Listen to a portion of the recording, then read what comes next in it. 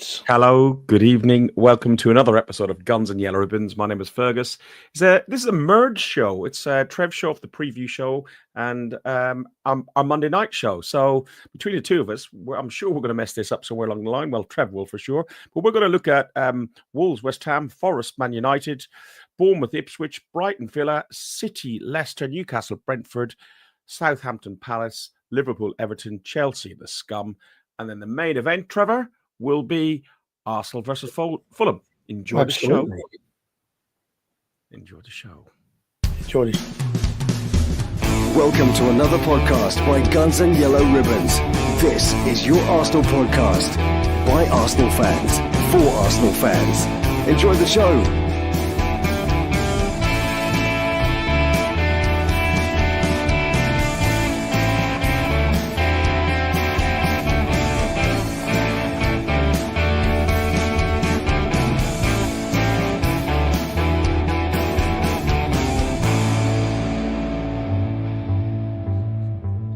Trevor, how are you? I think it'll be Arsenal 2, Madrid 0. Oh, no, hang on a minute. I can't get that game out of my head. I can't get that game out of my head, Ferg. I've just been looking at, you made a mess of that again, Ferg. I didn't. I done okay. I done okay.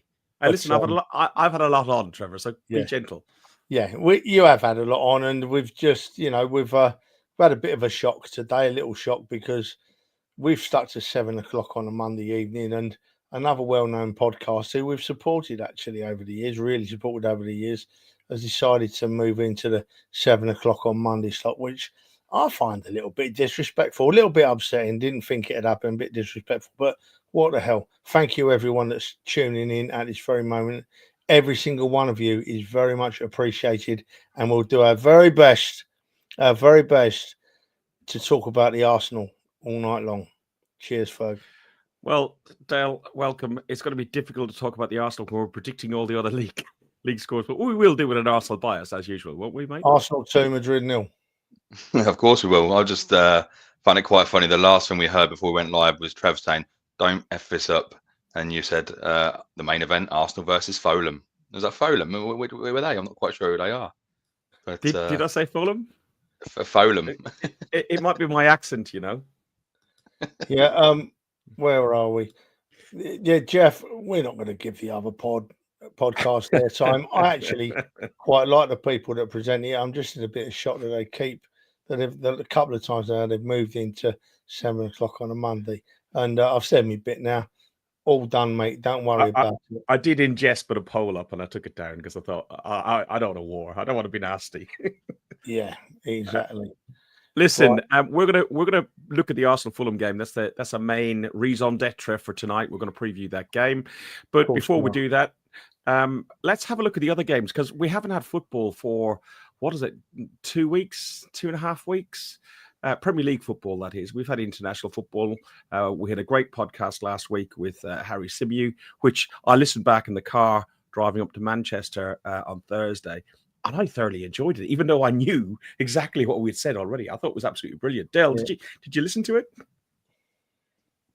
I didn't live because, as you know, I've had quite a bit going on recently. But I did the following morning, and there was a comment which one of the guys put in the group. The Dad Burton Army about they thought that was one of the best podcasts they can remember, and I've got to agree with him. It was Lyle, I think it was, who said it, and I've actually listened back to it twice, and I thoroughly agree. I really enjoyed it. I thought it was one of the best I can remember. And if Harry is watching, congratulations, Harry. He's having another baby. Yeah, he's pregnant again. He's pregnant again. So am I. Oh my Lord! Listen, right? Yeah, that podcast, Dan. In fairness, is Harry makes life very easy. He's so good to communicate with, and such a knowledgeable man. And now that knowledge and the way he conducts himself has brought him some great success with his commentary and his journalism work. And I wish Harry all the best for his future work and all the best for the future sleepless nights that are incoming. See, it's not just me. Look, Mr. Kedstar, I agree. 2-0 v Madrid. Can't get it out of my head. Hello, Leanne. How are you doing? Nice to talk to you. Who's this bloke here, Daniel Gunning? I'm just a beautiful guy. Yeah. He's using them words are too long for me, Danny boy. I can't read them long words, let alone try and pronounce them. Right, let's look ahead to. We won't do the Arsenal game first. We'll do Wolverhampton versus West Ham, a game that's on at 7:45 on Tuesday. West Ham are aiming for a fourth successive win over Wolves. And their Wolves are looking to avoid consecutive home games against West Ham for the first time. If they were to lose 3 against West Ham, it would be the first time since 2022 since they lost 3 at home against West Ham. Dale, what's your thoughts on this game, and what are you going on prediction-wise? It's a very good question. It's a game that every time we get the predictions in the group when we predict these things, right? I can never tell what you're going to get because both teams are capable of putting in a performance when they need to. I just think Wolves have switched it up a little bit recently after their early form. We're looking like they might get relegated. A bit of uncertainty around Cunha, which has raised its head again. Looks like he might be on his way in the summer. But I think Wolves have got enough at home. But that being said, do I think they've got enough to win?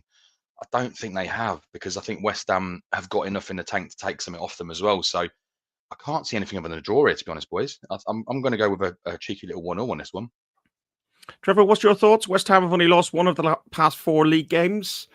West Ham seem to have turned the corner a little bit with when they got rid of Lapatega and brought in Graham Potter. They got a bit more stability about them. Yeah, I think it'll be Arsenal 2, Madrid 0, Ferg, to be honest. We're going to have this. We're going to do this for 3 weeks. Look, right, Wolves and West Ham doesn't hold a lot of interest for me, to be honest. I think they're 2 sides that are going to cancel each other out. I think I agree with Dow. It's going to be a draw. It's going to be 1-1. And I've not looked at what Fergus has put yet, right? But I do know Fergus will have gone for a West Ham win. I bet you £1 to a pinch of poo, Dow. Fergus has gone for a West Ham win. He's got to go with Mate about this loving, Listen, I got to keep it down with the locals and everything else, So I am deep in dark as West Ham territory. West Ham have scored 6 goals in the past 8 league games, and I think they're going to score 2 goals at Molineux. I've gone for West Ham 2 against a home side Wolves 0. There's your home run, Trev. There's your home run. Oh, yeah, I know.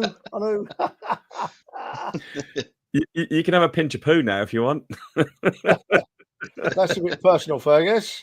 Yeah, that could get you in trouble as well, couldn't it? Little perversions to yourself, please, mate. Well, that's what you said. You were betting it. Oh, right. Yeah. Okay. So next up, we've got FA Cup semi-finalists, Nottingham Forest versus a shit show of a club at the moment, Manchester United. It's at the City Ground. As we know, the City Ground, whilst it's only about 30,000, it can make a huge amount of noise in there. Nottingham Forest are looking to complete their first league double over Manchester United since 91-92 under Brian Clough. What's your thoughts on this, Trevor? What are you thinking about this one? Oh, mate, I can't see anything other than a Forest winning here, being unbiased. And it's hard not to be biased against Man United with our history against them, but they're no team, are they, Man United? I can't make a case for them getting a point, let alone 3 points at Nottingham Forest at all. Forest have just reached the FA Cup semi-final. Their fans will be absolutely buzzing and buoyant and happy at the fact they've got to the semi-final. They'll be loud and proud. The City Ground will be jumping. Man United looking at what they've got, mate. No, I can't see him getting a look in. I've gone 2-0 Forest, and I think that's conservative, to be honest. United are unbeaten in the last 6 games that come immediately after international break. They won 4 and drawn 2. They're looking to get consecutive away victories for the first time this season. Last time winning 3 in a row was in February last year. They're not great. Amorim was meant to be the solution. Rashford has gone to Villa and he looks like he's performing there. What do you think this United are going to do away at the City Ground, Dale? It's funny you say about Amorim, actually, because I actually quite like him as a manager. I thought he was great before he went there. I don't like him now he's there, of course. But I do think he will come good at some point. That being said, not with the current squad he's got, because he's got an absolute shower of dross there. they're capable of scoring a goal, but I agree with that Forest ground when it gets rocking. I was lucky enough to be there last season, not this season, and it was electric, absolutely electric. And I've got a little bit of a soft spot for Forest, to be honest with you, just like you have for West Ham. I can't really see anything other than a Forest win. I don't think anybody can. I mean, looking in the comments now, I'm seeing people saying Forest win, Forest win. Trev's gone with a Forest win. I do think United will score, but I do think Forest will win as well. So I'm going to go for a Forest to beat Man United 2-1. 2-1. I've gone for 3-1 Man United. I just think there's going to be a bit of a hangover from a little bit of a hangover from the FA Cup. Man United, stop it, you. Man United will have had some time off and some time on the training ground. I just thought that, United might win. Not that I want United ever to win, but I don't know. You know what he's going to do? He's going to go for a Spurs win in a bit as well, Dal, just to finish us off. Listen, as you know, Man United winning is never a good thing for me because my WhatsApp and my chat group among my nephew and my brothers is always dreadful. Looking for the first, following a 2-1 win at Portman Road, another semi-finalists in the FA Cup who've never been this far, never been to Wembley while in the Premier League, I believe. Bournemouth take on Ipswich Town. Ipswich, Dale, what's your thoughts on this game? So, I mean, Ipswich have, I don't think they've surprised many people, but they have put some good performances in. So I think they're capable of a goal there. But when you look at the teams Bournemouth have beaten at home this season, us included in that, I think they've done Liverpool, they've done Tottenham, they've done Chelsea, they've done everybody. I think they did City as well there. They've done everybody at home. Bournemouth at home are capable of beating anybody. And I can't see that changing here, truth be told, against an Ipswich, a very resilient Ipswich side, we'll say. They're not getting walloped like many thought they would. And I think Ipswich will have a go because it's getting to the end of the season now where they've got to start picking up points. They've got to start picking them up quick. So I don't think they have a choice but to go at teams like that. So I'm going to go for a Bournemouth win, but I don't think it'll be as comfortable as what some will. I'm going to go for a Bournemouth win 2-1. Both teams have scored in each of the last 8 league games between Bournemouth and Ipswich, Trevor. Stretching back to 1989, the Cherries have also scored in the last 11 games against the Tractor Boys. What's your thoughts on this one? Look, I'm agreeing with everybody in the chat, Ferg. I think that after a very disappointing day yesterday against Man City, I honestly thought that Bournemouth would beat Man City yesterday. I couldn't see Man City beating them, and it actually came as a bit of surprise that Man City managed to win there. But I don't think that Ipswich will be good enough to get anything out of the game. I think that Bournemouth will bounce back and they'll come back firing on all cylinders. I think Ipswich might score a goal because they've got a habit of putting up a bit of a fight. But I think Bournemouth will get 4, I reckon. I've gone for a 4-1 win for Bournemouth. And actually, I hope they win because I've got, I want to see Bournemouth keep doing well. I want to see them, they're beating everybody at their place this season and they deserve to do well. So good luck to them. Yeah, to be honest, I think there'll be a bit of a hangover from the FA Cup again, similar to what I thought with the Forest game.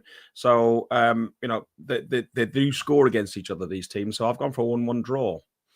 Next up, we got Brighton versus Aston Villa. Brighton have won just one of the 5 Premier League home games against Villa, drawing 2 and losing 2. But the exact fixture last year was 1-0 in May. Dale, what's your thoughts on Brighton versus Hove Albion? Brighton, Hove Albion. Brighton versus Hove Albion. I don't know. I fancy Brighton to get some at Hove Albion, to be fair. But dyslexia is a bitch, isn't it? But no, I don't know. Brighton, Villa. Brighton are capable of scoring goals, but there's a player that Villa have got at the moment, and I can't help but think we dropped a bollock on him, truth be told. I really, really like Marco Asensio. He is a different level, and he's really lifted that Villa side. And like you mentioned earlier on, Rashford scored a couple of goals at the weekend as well. And I don't know, I think Villa's going to have a bit too much for him. Now, historically, when Villa have, if you look at this season after European results and big games, Villa have kind of gone off the boil a little bit, but then they always pick it back up. I don't think they will this time. And I think Aston Villa will go there expecting 3 points, and I think they'll get the 3 points. I'm going for a 2-1 away win, 2-1 Aston Villa. Aston Villa and Brighton have both conceded and scored in the last 20 of the 29 games. Trevor, what's your thoughts on this one? Yeah, exactly, Ferg. I think there'll be goals in this game. Dan used to mention it at the start of the season. Are Villa in too many competitions? Is it gonna start showing? And they're still in 3 competitions, aren't they? Deep into 3 competitions, and they seem to have the squad to handle it now. I think that bringing in Rashford was an absolute masterstroke. In fairness, absolute masterstroke. When I saw Rashford playing at Man United, he wouldn't kick a ball for him, would he? And I had it in my head, no, he's gone. He's had it. He's no good. When it would appear that all he needed was a little bit of cajoling, a change of atmosphere, a change of scenery, and maybe a different manager with a different approach. And Rashford is absolutely flying now. I'm jealous that Villa have got him. When I look at Rashford playing at the moment, I think, yeah, he could do a job for the Arsenal. He could do a job. When you think of the player we brought in on loan, I'm not going to name him because I don't run them down too much. Rashford would be 10 times better. You know, I'd have loved us to have got him, but we didn't. We didn't. And I think the Villa are probably going to be tired, but I can't see them losing at Brighton. Goals in it, like you said, Ferg. 2-2 for me, I think. 2-2. Yeah, I've done the exact same. I think, again, the FA Cup hangover, I think that will play a factor in it a little bit. Rashford was really, really good. It was good to see him get a goal, and it was good to see him get back to a set. Because when you see the likes of Jesus that we've got for ourselves, and other players that you can see around that looked great in the past, and just it's just not working in their head. And it was really good to see Rashford finally just break his duck and get back into it. That's what we've all hoped ourselves when we watched Jesus in the Arsenal colours. I've also gone for a 2-2, Trevor. Manchester City have won 9 of the last 10 Premier League games against Leicester, winning 6 in a row on an aggregate score of 15-4. So the 10th game that they're going to win, Dale. Yeah, I can't see it. Okay, exactly that. This could be a cricket score, and Man City ain't even playing that well, truth be told, are they? But they've got the firepower there. Leicester haven't got a defence. Leicester can't stop conceding. I can't see this being a low scoring game. I can't even see Leicester scoring, to be fair. It's away at City as well, I believe. I think City are going to wallop this. My prediction was 4-0, but I'm actually going to change that, and I'm going to go with a 6-0. I think it's going to be that much of a whitewash. Wow. Trevor, can you see it that much of a whitewash? The atmosphere is going to be probably dross because they'll just have rented in a whole lot of tourists in most of the Etihad. Well, I'm still, Mr. Kedsters, you're in my good books tonight, mate. Still the comments going on yet. Definitely Arsenal 2, Madrid 0. And that is more interesting than even thinking about Manchester City v Leicester. And it just, is it me or are Manchester City just boring? They were boring when they were winning. And when they started losing a few games, I thought that, they'd appear more like a side that I'd have some feeling about. But they're still boring. Even when they won at Bournemouth yesterday, they were boring. Haaland tried bullying again and he didn't go. I'm so pleased Haaland missed that penalty. Isn't that an awful thing to say? So pleased that Haaland missed that penalty in an easy chance yesterday because it actually made the game worth watching. Nothing else in the game was worth watching. They're a boring side. And even Pep's becoming repetitively boring now. I don't want to watch them. I wouldn't watch Man City unless you paid me or unless it was against the Arsenal. I can have nothing to do with them anymore. They're a boring side, and maybe when we get the results of this court case, the 115, it might be Division 3 for them for a while. So yeah, but having said that, right, looking at the football, you boys have nailed it perfectly for me. I mean, Leicester can't kick a football at the moment, can they? And Man City at home with 20,000 tourists and 20,000 people from other areas of the country cheering them on. I think they're going to win 3-0, unfortunately, City. I don't take no pleasure in saying that, but I think it will be 3-0 to City. I've gone what Dale's original score was. I've gone 4-0. I can't see Leicester getting the goal. Leicester away from home are even worse than Leicester at home. And City, whilst they are, as you said, poor, yeah, they should do it. And on Haaland, when you talk about Haaland, I don't find him exciting to watch. I think he's quite particularly. He's very much a one-trick pony. You know, when you had Thierry Henry and you've got like Drogba and you got other strikers who could do that, done an awful lot more in the game than Haaland did. Ferg, there's two ways Haaland goes, right? Either he gets his own way bullying and he scores a goal or two, right, because he bullies people, or he gets played off the park like our centre halves have done the last few times we've played against him, and then all he does is spits his dummy out, puts all sort of verbals out there, tells people to stay humble, and it's nothing to do with the game. It's because he's been humbled himself, because he's been put in his place. I don't like the man. I don't like anything about Haaland at all. And that's not jealousy. Not at all. Not at all. And by the way, Craig's at it now. Yeah, Craig, definitely, mate. We will beat Real Madrid. They don't like playing us. I've got a great feeling about this year's Champions League. I really have. I think we'll beat, have I said it already? I think we'll beat Madrid 2-0 in the home leg and go over there and hold on nicely. Anyway. I told you, it's written in the stars that we get to Munich because I'm in Germany, but 5 hours away. Yeah, I'm sending you pictures. I told you, Ferg. Yeah, I know. I'll be crying in my beer in Dresden while you guys are celebrating in the Allianz Stadium a 4-0 win over Barcelona in the Champions League final. Could you imagine it? Brentford, Newcastle. Wait, Ferg. Some people would have a go at us for getting ahead of ourselves there, but absolutely not. Absolutely disagree. We're football fans, right? And we have every right to dream. We have every right to dream about winning this thing. I'll go off the game just for a second. I was watching another podcast at the weekend. Nice podcast and everything else. Arsenal, generally very positive and generally very positive and everything else, and some interesting stuff that came up on it. But they'd all written off the league. It's math. Listen, we know that it's probably unlikely, but as long as there's an opportunity for us to win the league, Liverpool could go on in the week. They play on Wednesday night, I think it is. We'll do it in a few minutes against Everton.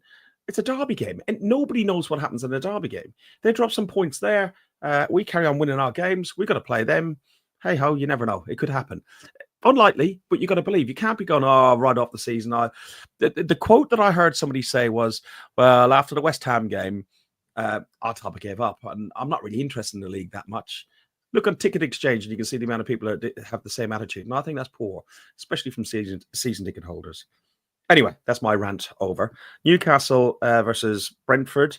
Brentford have failed to win any of the first 6 games against Newcastle, drawing 1 and losing 5, but they won the reverse fixture back in December, 4-2. In 1934-35 is the last time they've done the double over the Magpies.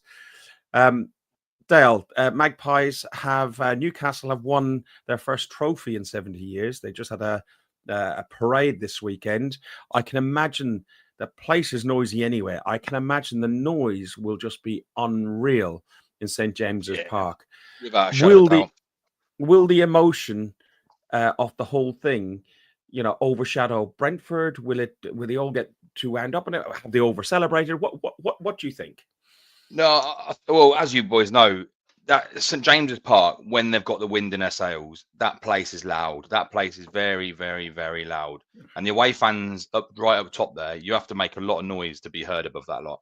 There's not many teams that go there and do that. If anybody follows darts, it was the same as the darts when the darts were in Newcastle this week as well. They were absolutely buzzing. They were shouting "Toon." You had all the big Dan Burn there. It was, the atmosphere was brilliant, and I think that's going to carry on into this weekend as well. I think they'll be riding the crest of the wave, knowing they've got a home game after all these celebrations. I think it's great that they've gone out there and won this trophy. I'd question if the celebrations are a bit over the top. I personally think they are, but that's down to nothing more than my personal opinion. But I'm going to go for a Newcastle win on this one. I'm going Newcastle to win 2-1. Newcastle have won 9 of the last 13 Premier League games, Trevor, losing 4. What's your thoughts? Do you think the party atmosphere will do like what Danny and everybody else says in the chat and make them? Do you know what? Yeah, just looking at what Will's put here, the Newcastle hangover will be too much too soon. It could well be.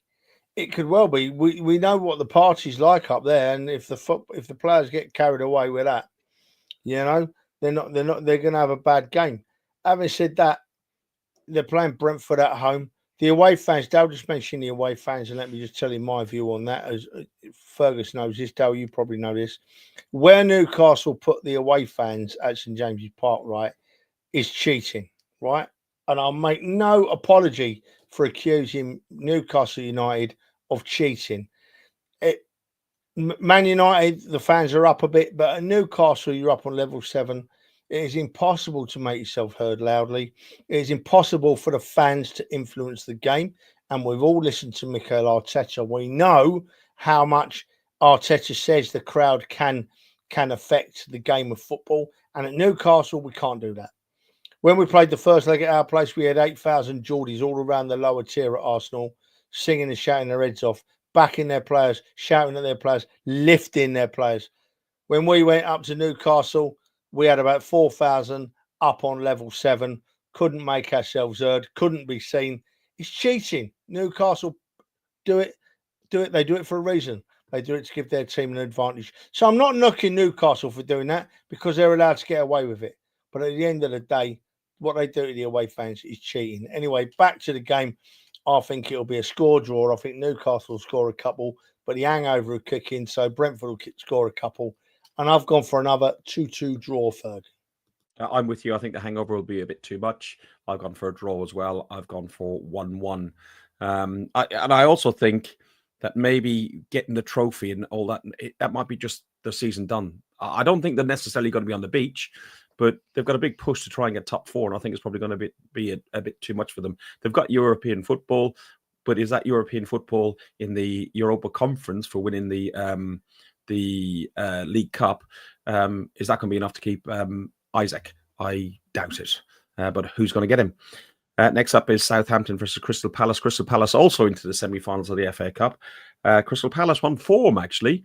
I was watching a clip on some reel, and their form at the moment over the last 20 games, they're in top 4 contention. They are really, really on form. Southampton, on the other hand, they're already planning Championship football and probably even planning League One football at this rate. They're that poor.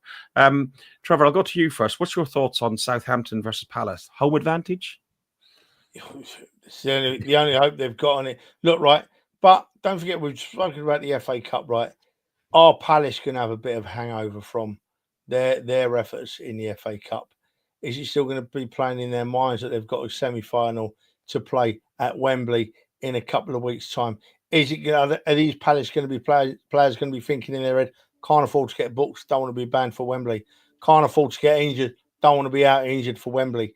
Does it take an edge off of Palace's game if that happens? It's possible, highly possible. So do you know what?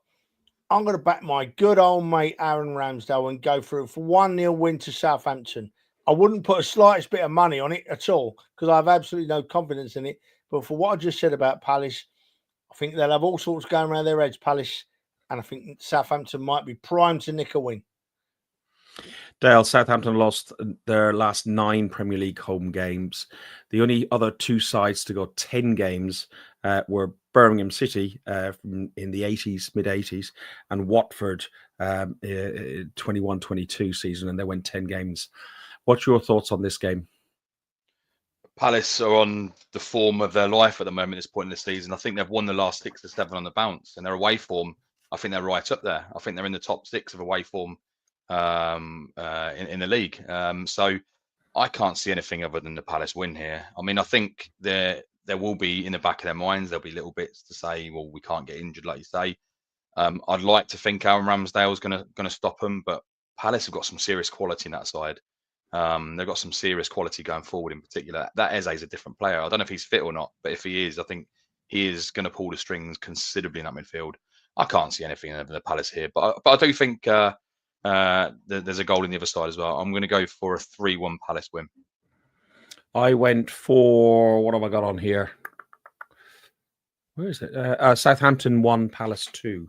So I just can't see Southampton buying a win at any point. And I do think there will be a hangover again with Palace. but Southampton are that poor. I didn't even give them the pleasure of a draw. The next game we've got is the Merseyside derby. It's a 8:00 kickoff on Wednesday night. Following the 2-2 draw, Goodison in the reverse fixture, Everton are looking to avoid defeat in both Premier League meetings since the first time since 2021 season. When they won 22, 23, 24. When they won 2-0 at Anfield after a 2-2 draw at Goodison. Could history repeat itself, Trevor? Could they win 2-0? Right, listen, right. Just as I was about to say this, Jeff puts this post up, right? This comment up. Jeff, you're exactly right. What you've got to do with this game, if you're an Arsenal fan, is you've got to let your heart rule your head. You've got to let your heart rule your head. You can't have the slightest bit of talk for Liverpool. We've got to let it all go. Don't worry about Liverpool. Liverpool are in panic mode at the moment. Liverpool could well lose their next 6 games. It's about time. It's about this time last season that Salah packed in playing all together and looked a shadow of himself. That's going to happen again, right? Terence Trent Derby, right? He's going off to Madrid. He's not in the slightest bit interested in playing for Liverpool anymore, right? And if you take them two out the side, what have they got? They got Darwin Núñez, who's a worse darts player than James Maddison, right? It's a thing, right? So, yeah, of course Everton are going to win, right? I've gone for a little Everton win 1-0. But, Jeff, I'm with you, mate. 10-0. Come on, you toffees. Dale, follow that. Yeah, all right. I'm going to probably piss Trevor off this one, but I can't see it. I think there'll be goals in the game. I think there'll be plenty of goals in the game. In fact, I think these games always bring excitement. I think there's always lots of goals in these and unexpected twists and turns. Liverpool have just come up. I think they've not played in a couple of weeks, have they? I think they've not played like us in 2 weeks. Their last 2 games were a loss to Newcastle in the cup final, and then before that they lost to PSG. I think if this game was and their homegrown players sudden off to Real Madrid. Yeah, very true, very, very true. And he couldn't defend anyway. Let's be honest. But he takes that attacking edge off them when he finally leaves. But whilst he's still there, I think he's going to want to go out with a bang. He's going to want to go out and win that Premier League title. And I know it's a big ask. They've got to lose a few games. We've got to win all our games. Are we capable? Of course we are. But we do need Liverpool to slip up.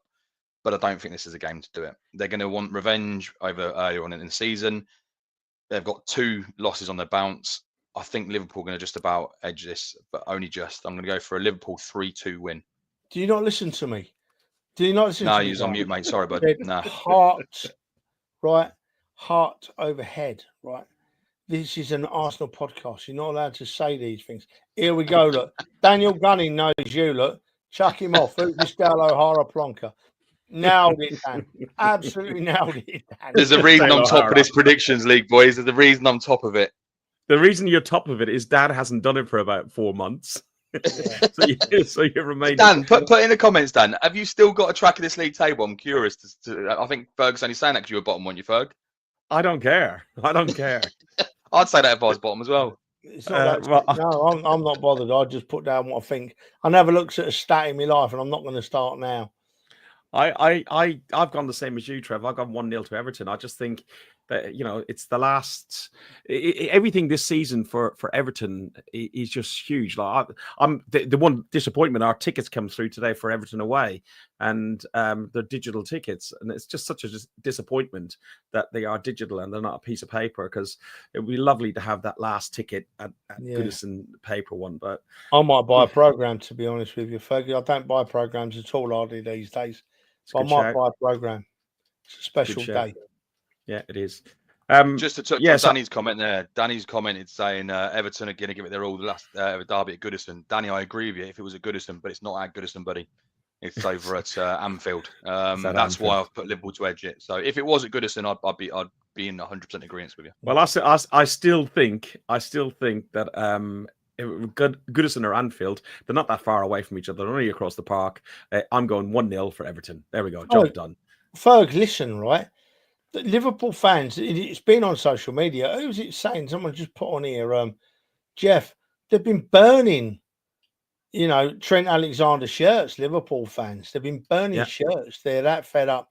So is that going to affect the atmosphere? Is that going to turn them against some of the Liverpool team? Is it going to stop Liverpool playing to their best level? Is their head going to be in a bit of a shed? You never know, do you? You never know. Some colleagues of mine, they live in Liverpool and Liverpool fans. They're not so caught up about Trent as some of the social media fans are, but they do think that Arne Slot has used such a small squad. They've got lucky with injuries. They've had some, but they've got lucky with injuries, unlike ourselves. But they do feel like they're running out of a bit of legs. So, it makes a change from burning them rather than stealing them. Well done, Jason. Well done. Do you know what, Ferg? You're exactly right, mate. It's and this Slot bloke, as he's shown, when they're cruising, he's stood on the touchline with his bald head shinier than mine, and he's clapping and he's smiling. But the couple of times he's come under real pressure this season, he's got himself booked and he's got himself sent off, and he's had a proper hissy fit, and it's only going to take Everton to start kicking a few of their players, which could well happen, and because Moyes will have Everton fired up. Moyes will have Everton proper fired up. And it could all go off. And there's another question, another comment here from our Dan. I don't like agreeing with our Dan, although I love him. Van Dijk injury and what happens? Yeah, they're so close. And you mentioned Moyes. It's a huge factor. Moyes understands what a Merseyside derby's about. He's been in enough of them over the years. Slot doesn't as much as Moyes does. He will have them. He will have them fired up to hell. Of course he will. Of course he will. And what you said earlier was about right, Ferg, from my opinion, mate. We're out of the league. We're out of the Premiership running, but we're not out of it. You know what I mean? It's like a contradictive statement. While there's oxygen that we can breathe, we'll breathe it. Yeah. Yeah. And we won't give up breathing out oxygen until it's all over and done with. So who knows? Who knows, Ferg? Next up, you know what? I wouldn't mind if something happened that this game didn't happen and it was just cancelled and just done as a postponed game. It's two teams I despise, absolutely despise. It's Chelsea versus Tottenham. Chelsea have lost just one of the last 12 Premier League games against Spurs, winning 9 and drawing 2. Dale, I go to you first, I think. I can't remember who I went to last. I think you just hit the nail on the head, Ferg. If there's a team that I can't stand in this league as much as Tottenham, it's probably Chelsea. I can't stand them manufactured to anything. They were within weeks of going out of business, ground falling to bits. They only thought they became relevant again when they were the first big money club in the Premier League. Cannot stand them. That being said, I can't go for either one. I don't want anyone to win this game. I'd love to see like a 10-10 draw, 6 yellow cards, 12 red cards, and a few injuries. Unfortunately, we can't do that. So I'm hoping it's going to be a game with lots of events that go on. And I'm going to go for a 2-2 because I don't want anybody to win this game. Trevor, no team has earned fewer points in Premier League London derbies this season than Tottenham, 10 level with Brentford. What's your thoughts on this? Tottenham are poor. Chelsea are. Look, I'm slightly different to you two in that I don't like Chelsea. I have very little, if any, no time for Chelsea, but nothing matches my dislike of that club, Tottenham Hotspur, down the road. Nothing will ever match my dislike of them. It's unmatched, unparalleled. So yeah, although I dislike Chelsea, I can't. I can't want them to lose to Tottenham or to get nothing from Tottenham. I think that looking on form from what I've seen, I've not looked at any stats, not studied the form intently. But I think for this fixture, you don't have to. You don't have to. I think Chelsea are a side that have improved a little bit as the season's gone on, although they've struggled because Palmer's stopped scoring and stopped performing. I don't know if Palmer's still injured, but Tottenham haven't got the caliber to beat a team away at Chelsea. You know, Chelsea are going to win 3-0. It's going to give me no pleasure, but then it doesn't give me displeasure because it's Tottenham that are getting beaten.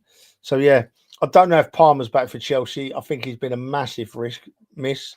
I really rate that lad, but I can't see Chelsea losing. They're going to win 2 or 3-0, Ferg. Yeah, I've gone 2-0 for Chelsea as well. So I just think forget about like the rivalry side of things. I just think Tottenham are just very, very poor at the minute, and they couldn't buy a point. The last time we saw this them this poor was. Don't forget the saviour. You say about Cole Palmer though being like a big miss. He's been dog shit. Let's face it, right? He's played the majority of the last 10, 15 games. And he's been awful. He's been absolutely shocking. Can't hit a barn door. It was only the Arsenal game I think he got injured for, right? Dale, when I said I might have worded that wrong, mate. When I said they miss him, I knew he was injured, but I meant they miss his form. You know what I mean? Oh, massively, yeah. It's just been so poor the second half. Yeah, I think he's a quality player, and he has been one of the best performers this season. But yeah, they missed him. Right, let's look at my prediction was 2-0 if I hadn't said it. Arsenal have not lost 31 home league games against Fulham, winning 24 and drawing 7. It's the longest run that any team has gone playing in the English league where they haven't lost at home. Trevor, before this game, we'll talk about this game itself. Before this game, today is 24 years since we lost this man. Hang on, at this stage, there we go. Lost this man, David Rocky Rocastle, played 214 games for Arsenal, scoring 24 goals. Died of non-Hodgkin's lymphoma, age 33. No age for anybody to die, but I wasn't fortunate enough to see him play live. I might have seen a couple of games of him playing on TV. Trevor, you had the pleasure. Do you want to take a couple of moments and have a word? Yeah. Do you know what, Ferg? And it was a pleasure as well. It was an absolute pleasure watching David Rocastle play. I know a couple of people watching mentioned earlier were we going to talk about this, but we have saved it for the Arsenal game because we're talking about an Arsenal great. He is a legend at the Arsenal, you know. He was. People talk about him being a gentleman and a nice lad and a brilliant, skillful footballer. But do you know what endeared me to him just as much was the fact that you knew, right, when he crossed the line, the white line, and went on the field for the Arsenal, you were getting 100%. You never got anything less than 100%. And he never shirked a tackle.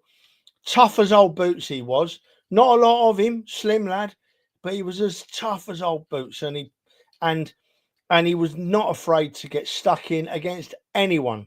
He didn't respect anyone. He didn't disrespect anyone. But when it came to playing football, he was out there to win a game.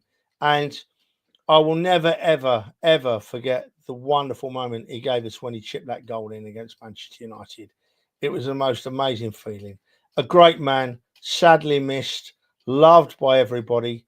And his memory will never die. It will go on for generations, and rightly so. Rest in peace, Rocky. Well said, mate.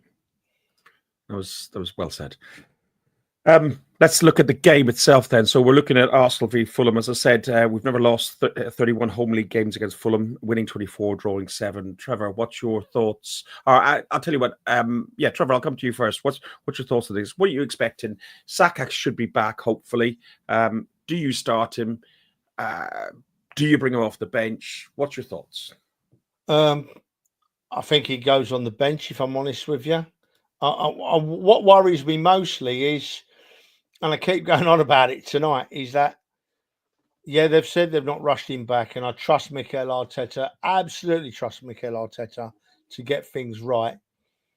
But we've got bigger fish to fry than Fulham at home coming up. You know what I mean? A fit, firing on all cylinders, playing to the crowd, Bukayo Saka could be the difference between us beating Real Madrid and struggling. He really could. So we want him absolutely 100% fit. I want to see him get a bit of a game, but I don't want to see him starting. I think generalising more, if we can't beat our B team, come on, who can we beat, boys, eh? Come on, you know. They got Leno, William, Nelson, Smith Rowe, and Nelson, and Iwobi, and Nelson's injured, isn't he? Yes. And I rate all of them, lads. It was a pleasure watching them play at the Arsenal, but they're not with us anymore. So we're allowed to say they're our B team because they're gone.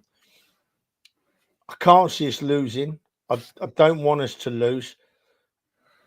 Part of me was thinking earlier in the day, am I that bothered about it? But do you know what? I gave myself a massive smack in the mouth. And Ferg's right, because every game is important. And while we can win this league, we've got to try and win every game. And I think we will win tomorrow. I think we will win, hopefully comfortably. Hopefully comfortably. I've gone, though, right, for a 1-0 to the Arsenal. And I'll tell you why I've gone for it, because a little bit of superstition has sneaked in. Who were we talking about a few weeks ago? And I said, I don't care how we win, I just want a 1-0. And we won 1-0. So I'm doing it again now.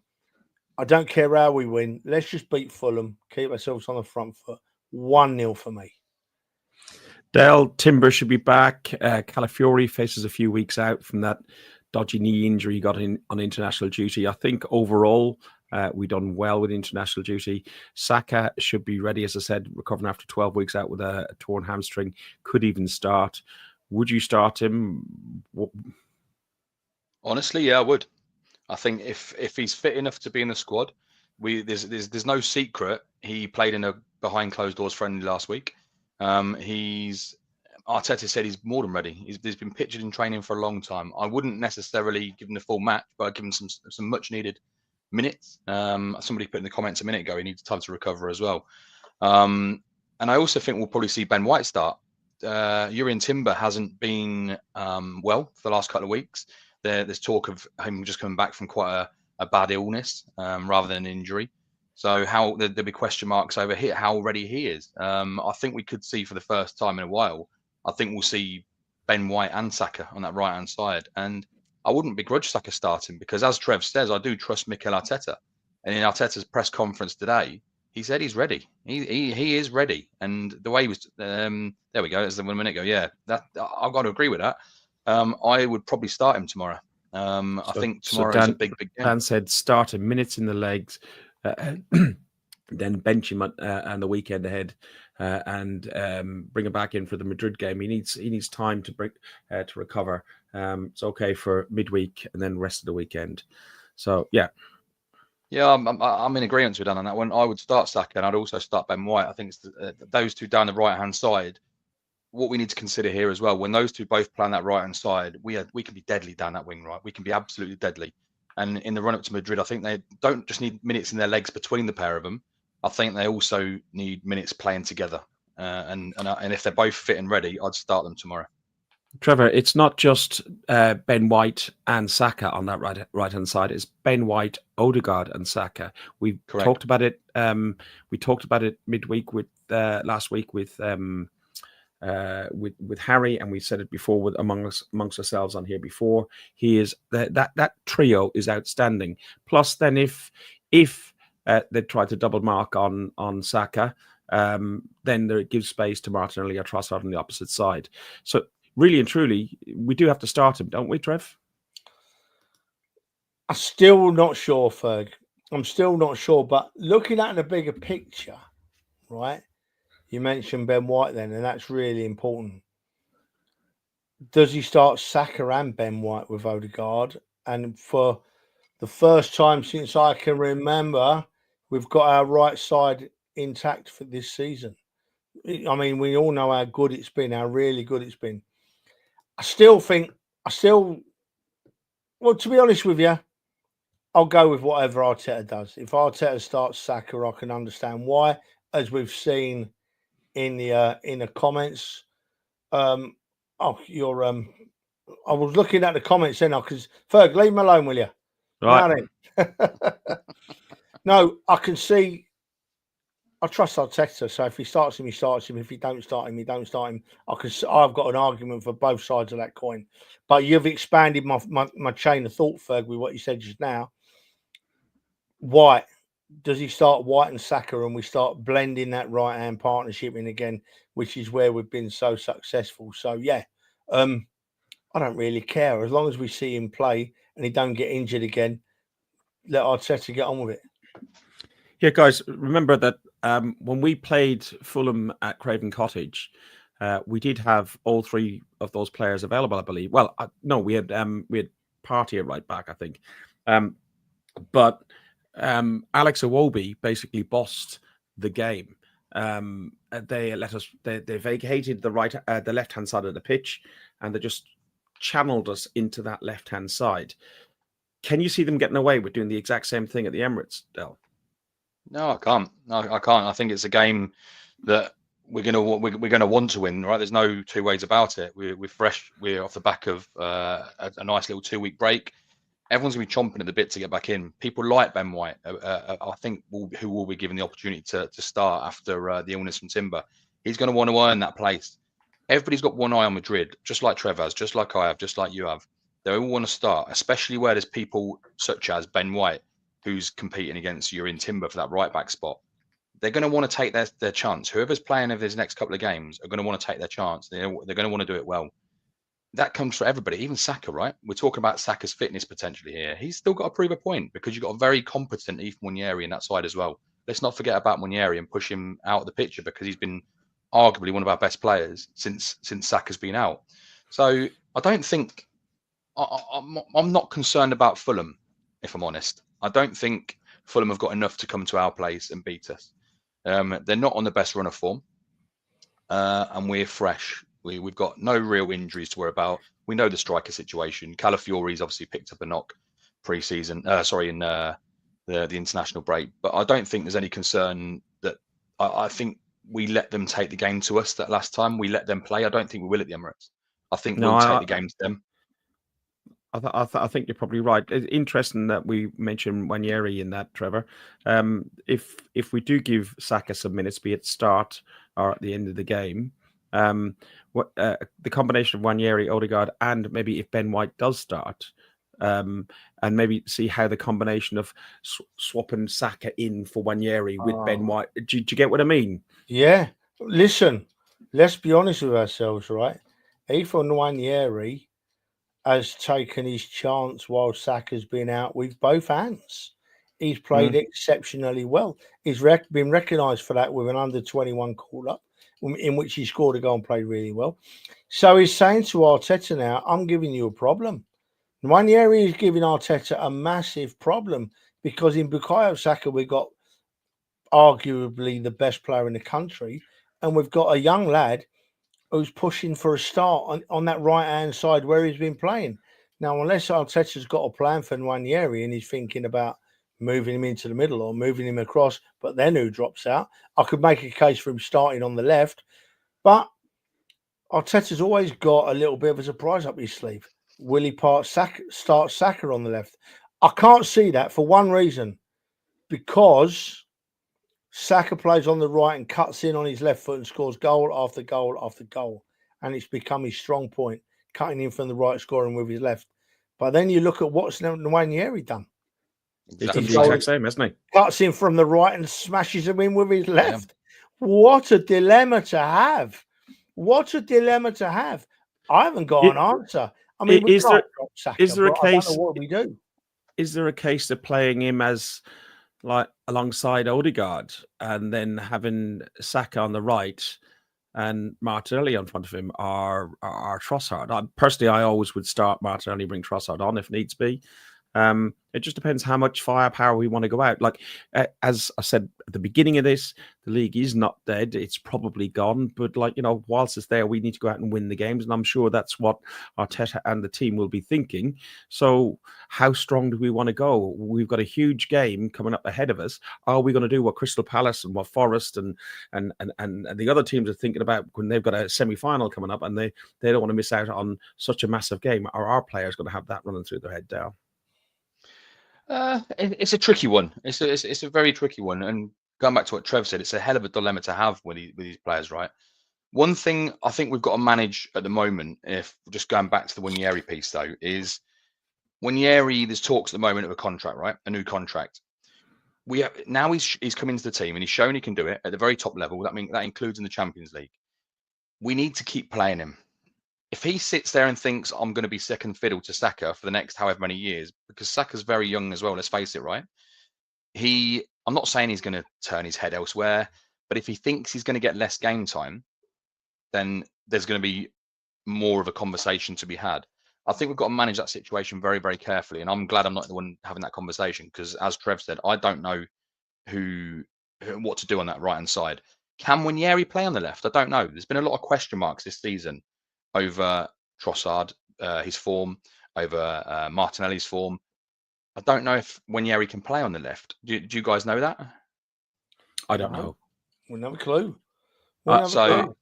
Would there be an argument to try it in a game like this? If we've got two who are out of form on the left-hand side, who are not performing to the level that has been expected over the last kind of 3-4 months or so. I mean, Martinelli's come into his own a little bit more, but it'll be interesting to kind of see what he does on that left-hand side ahead of the Madrid game, because if there's a time to experiment with the likes of Winieri, it's going to be now, right? You've got very little time there. I don't know. I don't know how much experimenting you do at this stage. Listen, if we were third and secured third and no way we're going to win the league and no way we're going to drop out top 4, I wouldn't have an issue with doing that. But we're still in it, just hanging on by fingernails. Well, I'm there. I'm just hanging on, just with I'd love us to see us win the league, and we're in the position we're in with the Champions League, as Trevor said midweek last week. Get past Madrid, and it's not. There's no easy games, but Christ, it's got to be one of the hardest oppositions to get us to the final, isn't it? If we get past Madrid. Yeah. Speaking about Madrid, what do you reckon the score's going to be, Trev? I think we'll beat them 2-0 at our place, and a little ball draw out there, or a 1-0 to the Arsenal over in Madrid. Cue the party in Madrid.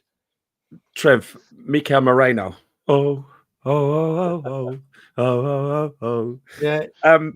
He scored 6 Premier League goals, 5 for Arsenal and 1 for Newcastle.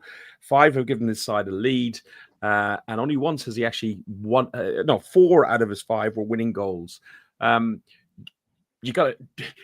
found him more effective when he's come off the bench for the last 20 minutes, because he's not an out-and-out striker. We know he's not a striker, but you understand what I mean.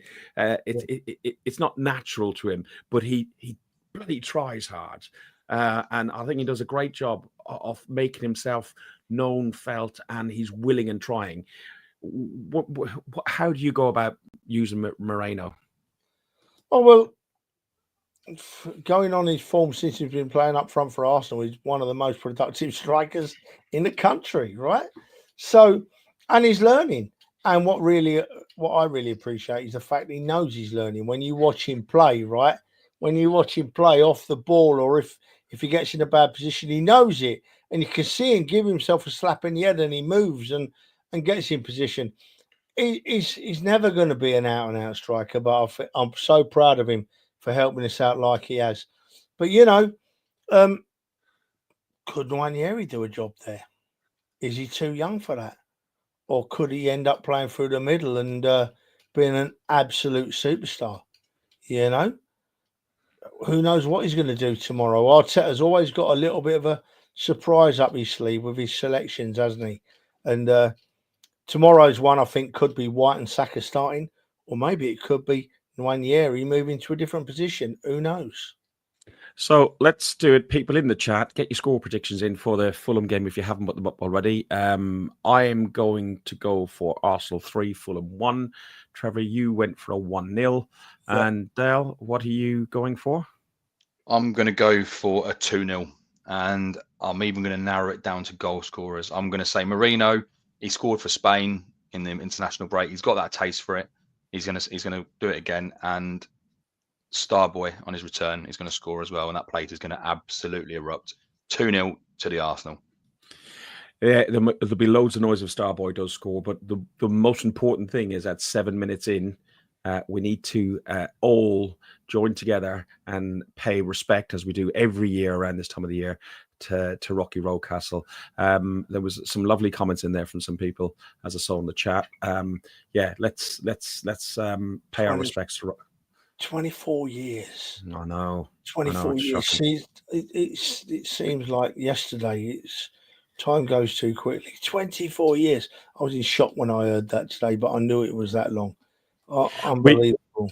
We will be back on Friday for this show, not the normal podcast show, but we'll touch on how we got on at Fulham, and then we'll do a preview show, and then we'll be previewing the Everton game, and another Arsenal legend will be remembered there. It is Kevin Campbell played for both sides. Everton fans have asked that all supporters going to the game on the 9th minute pay respect to him. We will touch on this again at the weekend, but I can guarantee you the Arsenal faithful will make themselves loud and proud. The flag will be there beforehand, Trevor. Flag's here, ready to go. Ready to go. Yeah. It's, thank you, Mr. Kedstart. Thank you for the reminder about Kevin Campbell, but we did have it for the end of the show. We only thought that it was right to give Mr. Rocastle his due credits and his respects tonight. And we mentioned Kevin, but we'll talk a bit more about the Kevin Campbell tribute on Friday, Ferg, yeah? We will indeed. Listen, 150 people watching in various channels. We'd love you to go over to our YouTube channel. Click on the like and subscribe. We've got more and more of you jumping over there. Really enjoy it. Really, you know what's really good, Trev? It's regular names, but a lot every week we're getting new names popping in and new people interacting with us. We can see 150 people are there, but about 20 or 30 people actually interact. But it's really good when more and more people interact with us. I still don't know why so many people want to watch us, to be honest, folk. Grumpy old sod like me, someone who can't string two words together like you, and just to improve the show, we have Dale on. You know what I mean? We got Jamie O'Hara lookalike. But listen, to be honest with you, right? It is. I'm truly humbled. I say it all the time now, but I'm never going to stop saying it. I'm truly humbled by the amount of people that take time to listen to what we do. We do have guests on occasionally. Like last week, we had Harry Simew. If any of you don't know of Harry, Harry's an amazing Arsenal fan, proper true Arsenal fan, been a supporter all his life, now making his way as a journalist and football commentator. And we had him on, and it was great to have him. And it improves our show, I think, when we have guests on like that. We'll never, ever have guests on that aren't attached to the Arsenal in some way, you know. You know, you should do, guys. Look at getting that Daniel Gunning on. I keep seeing his name in the chat. He's quite talkative on it. What we do is we have a ring round every week, Dale, and if we've got no one else, we ask Dan. But so at the end of the day, though, I'm being serious for too long here, but I do have to keep saying it. Thank you, everybody, for watching and listening. It's amazing that you listen to us. And I'm sorry if Fergus bores you now and again, but I'll always try and pick it up from there. All right. I'm going to press the button, Trev. I'll do it. Hang on. I'll just do it this way. Hang on, because you'll only moan otherwise. Sorry, Dale.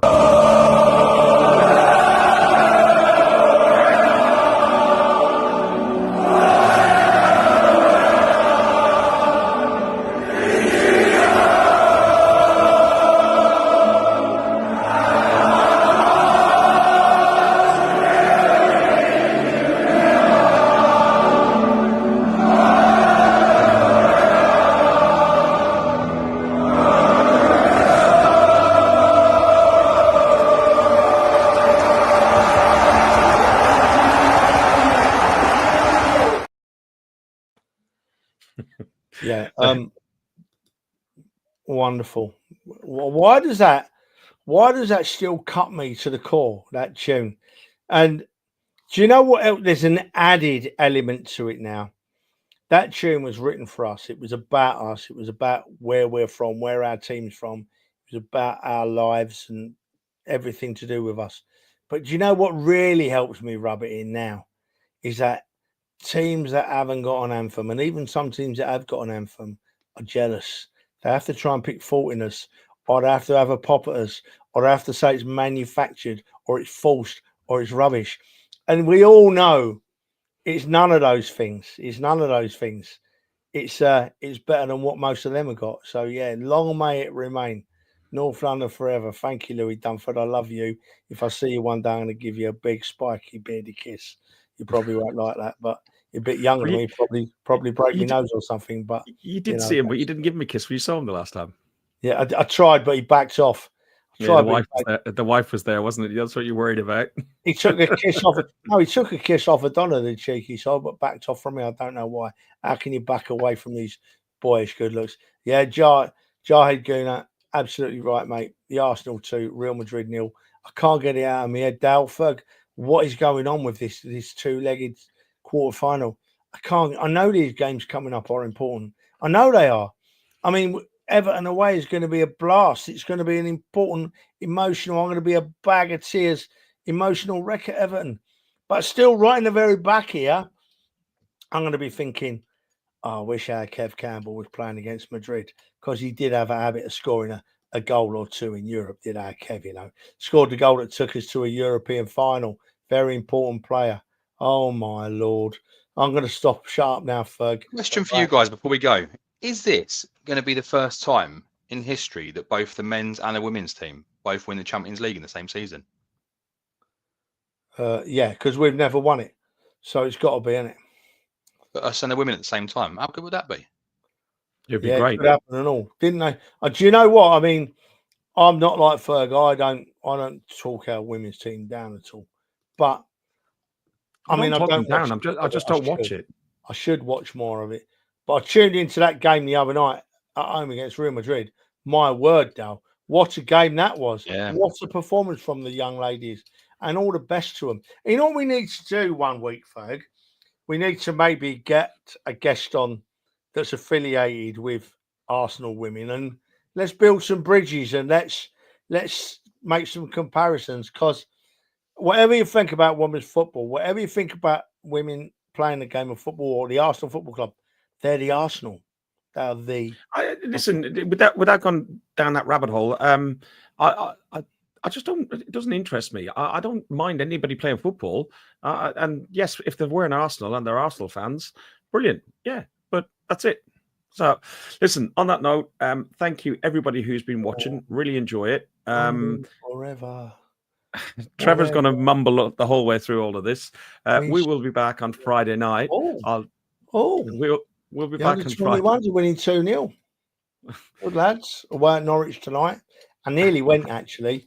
I nearly told Fergie he could stick the podcast where the sun don't shine, and went, but then I thought, no, I can't let him down, because if I'm not here, what's the entertainment value? You know what I mean? Exactly. You know what I mean?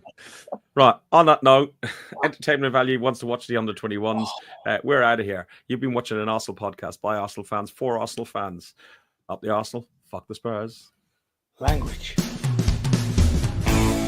Thanks for listening to Guns and Yellow Ribbons, an Arsenal podcast by Arsenal fans for Arsenal fans.